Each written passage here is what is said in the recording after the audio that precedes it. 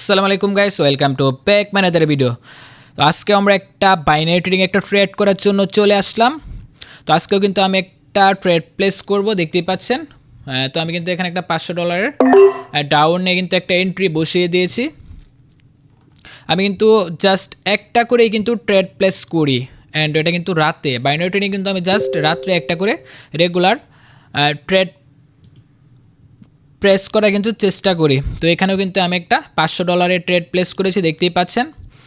Last কিন্তু আমি 7 তারিখে ট্রেড করেছিলাম, অ্যান্ড আজকে কিন্তু হচ্ছে 8 তারিখ। দেখা যাক আমাদের ট্রেডটা প্রফিট হয় কি না, কারণ মার্কেট কিন্তু পুরোপুরি আপ ট্রেন্ডে যাচ্ছে।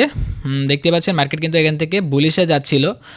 এখানে মোটামুটি কিন্তু একটা রেসিস্ট্যান্ট এরিয়া কিন্তু রয়েছে, যেটা কিন্তু সাপোর্ট, আগে সাপোর্ট হিসেবে কাজ করেছে, এখন কিন্তু রেসিস্ট্যান্ট হিসেবে কাজ করতে পারে। এখন দেখার পালা, আর মাত্র 4 3 2 1, অ্যান্ড আমাদের ট্রেড কিন্তু প্রফিট, দেখতেই পাচ্ছেন। আজকে কিন্তু একটা ট্রেড প্লেস করেছি, আজকেরটাও কিন্তু প্রফিট। আমাদের ব্যালেন্স কিন্তু $4200 হয়ে গেছে।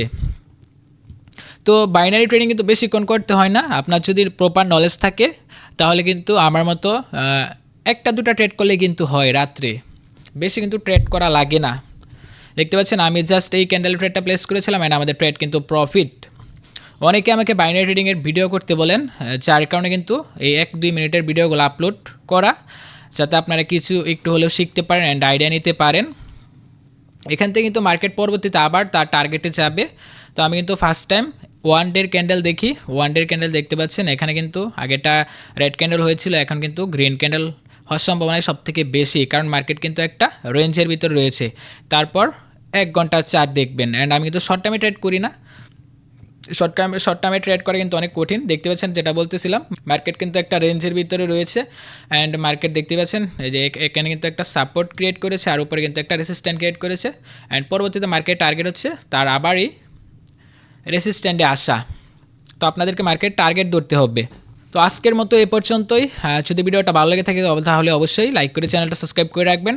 কারো কোনো কোয়েশ্চেন প্লাস সমস্যা থাকলে অবশ্যই আমার টেলিগ্রামে জয়েন হতে পারেন, অ্যান্ড পার্সোনাল অ্যাকাউন্টে কিন্তু নক করতে পারেন। আমি চেষ্টা করবো যতটুকু পারি আপনাদেরকে সমস্যা সমাধান করার। তো বর্তমানে কিন্তু আমি একটা নতুন সিস্টেম চালু করেছি, আমার সাথে যোগাযোগ করলে কিন্তু আপনারা জানতে পারবেন। তো আজকের মতো এ পর্যন্তই। আল্লাহ হাফিজ।